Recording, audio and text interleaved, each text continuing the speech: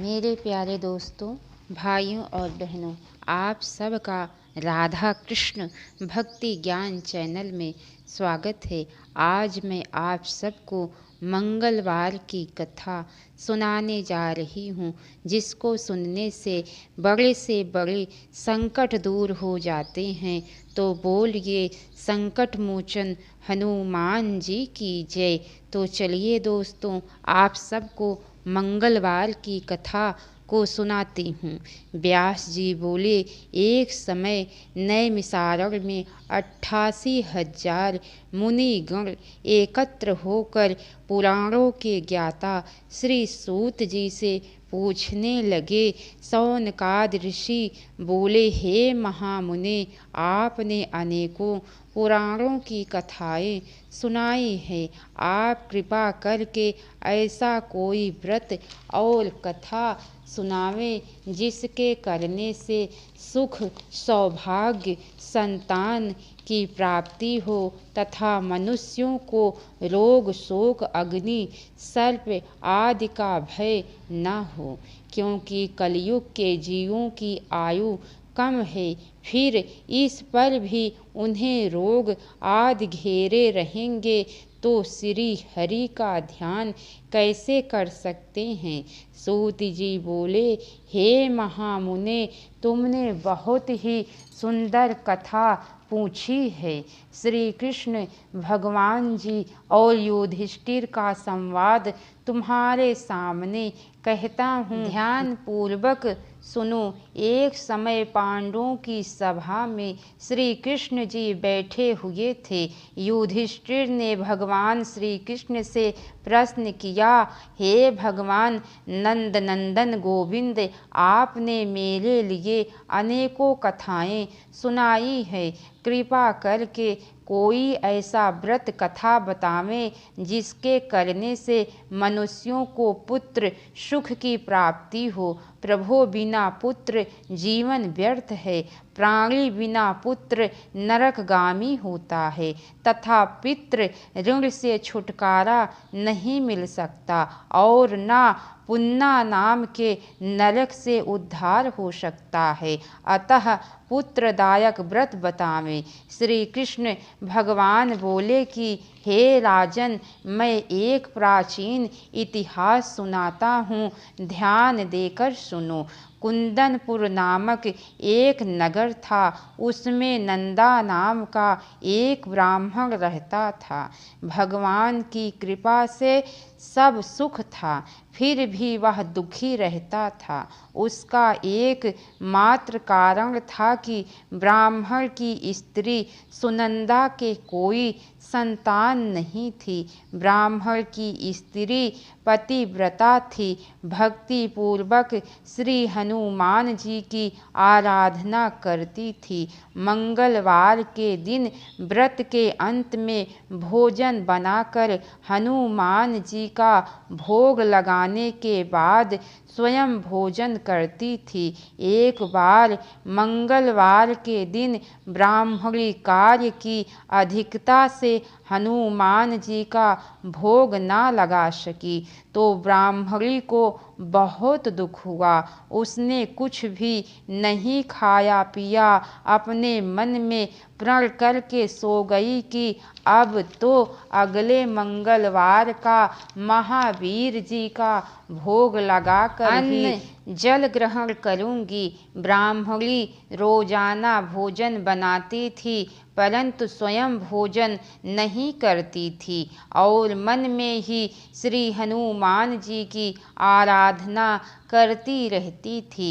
इस प्रकार 6 दिन व्यतीत हो गए। ब्राह्मणी सुनंदा अपने निश्चय के अनुसार भूखी प्यासी रही।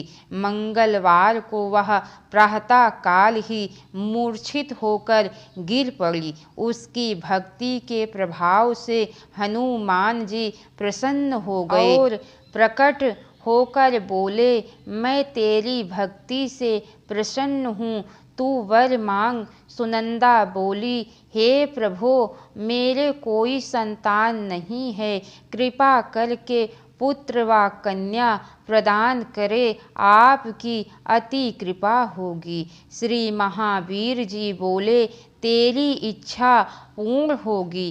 तेरे एक कन्या पैदा होगी और उसके अष्टांग रोज सोना दिया करेगी। ऐसा कहकर श्री महावीर जी अंतर ध्यान हो गए। ब्राह्मणी बहुत ही प्रसन्न हुई।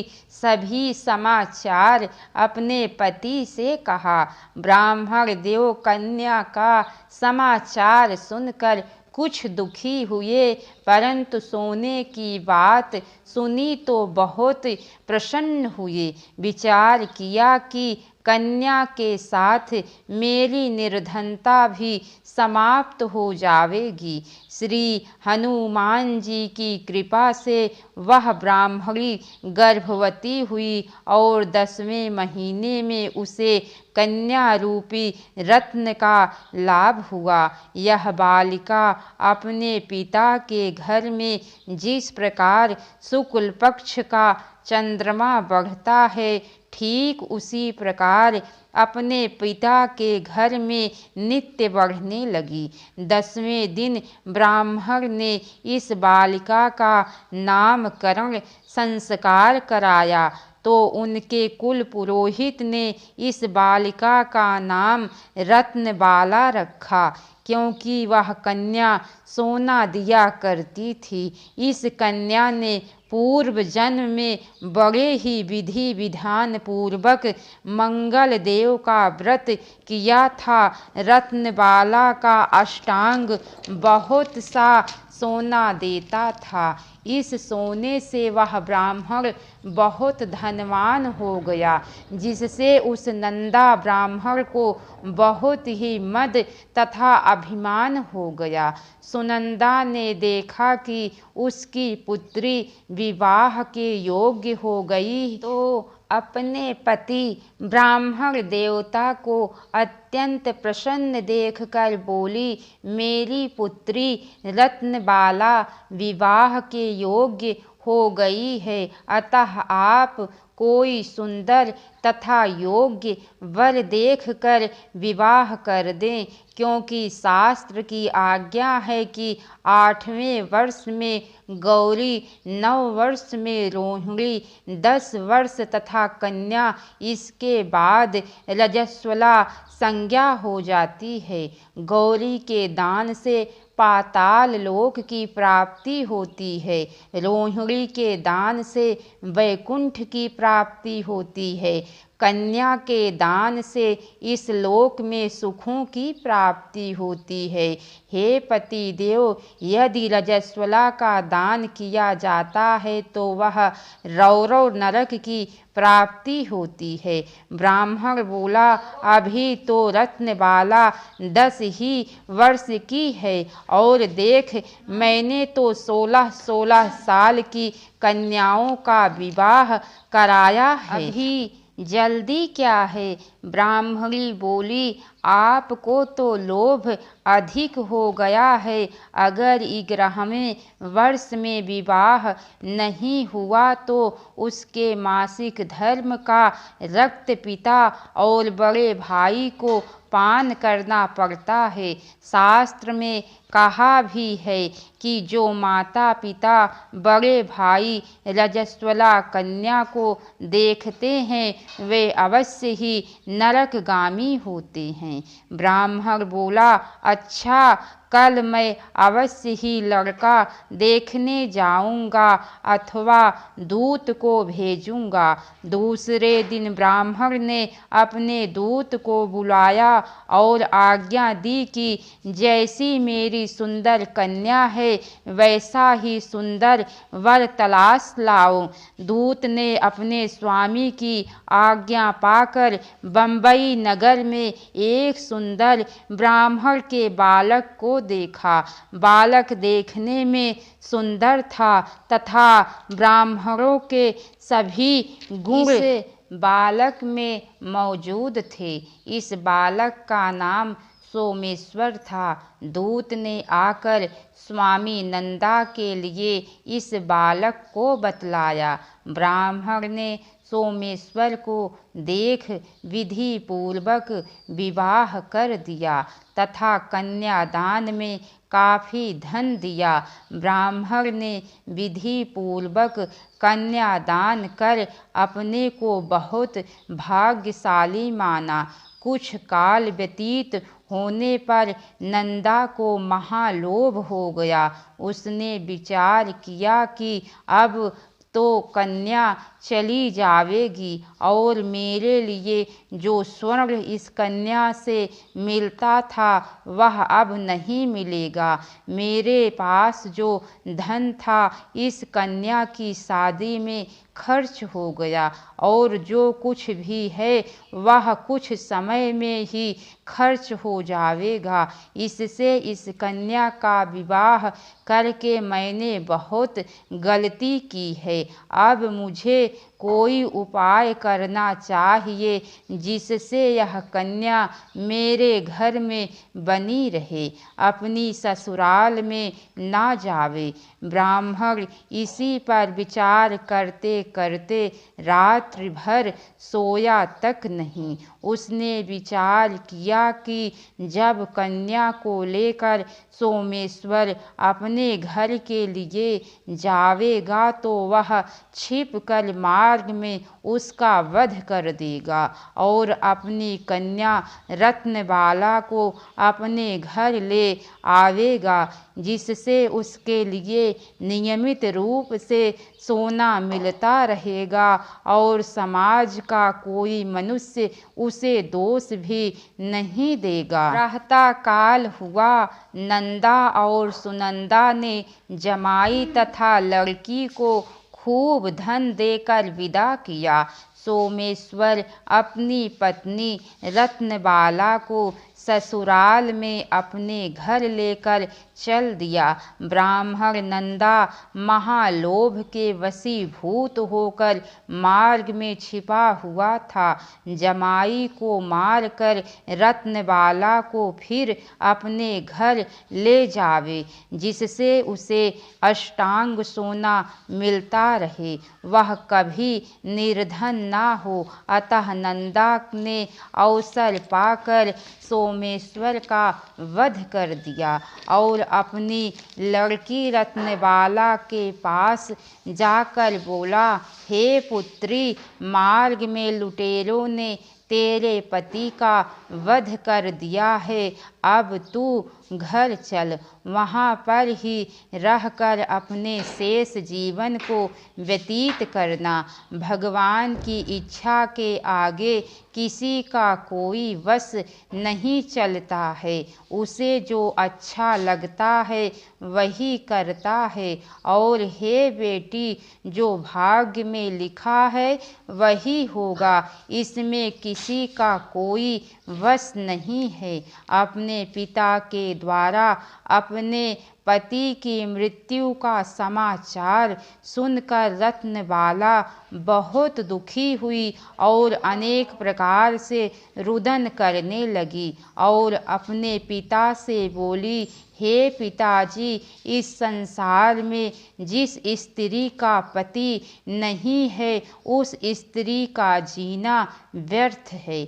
मैं अपने पति के साथ ही अपने शरीर को जला दूंगी और अपने इस जन्म और माता पिता के नाम को तथा सास ससुर के यश को सार्थक करूंगी और मैं अब घर लौटकर नहीं जाऊंगी। अपनी कन्या रत्नबाला के वाक्यों को सुनकर ब्राह्मण बहुत दुखी हुआ। वह विचार करने लगा, मैंने व्यर्थ इसका वध किया, क्योंकि रत्नबाला इसके पीछे अपने प्राण तक देने को तैयार है। मेरे लिए धन अब प्राप्त नहीं होगा। मेरा तो दोनों तरफ से मरण हो गया। और यह सोचकर बहुत ही रोने लगा। सोमेश्वर की चिता बनाई गई। सोमेश्वर की स्त्री रत्नबाला सती होने की इच्छा से अपने पति के सिर को अपनी गोद में रखकर चिता पर बैठ गई। जैसे ही अग्नि लगाई गई वैसे ही मंगल देव प्रसन्न हो गए और बोले कि हे रत्नबाला, मैं तेरी पति भक्ति से प्रसन्न हूँ, तू वर मांग। रत्नबाला ने कहा कि मैं अपने पति देव का जीवन दान मांगती हूँ।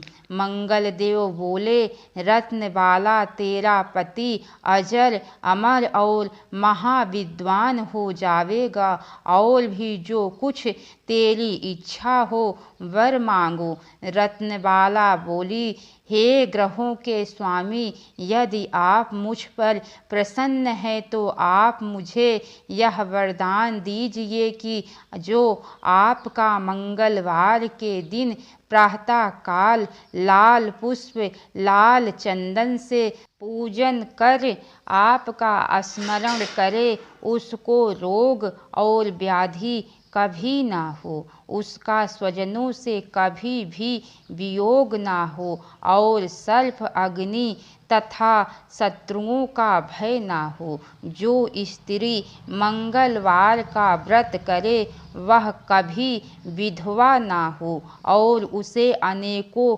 पुत्र और पौत्रों की प्राप्ति हो। मंगल देव तथा आस्तु कहकर अंतर ध्यान हो गए।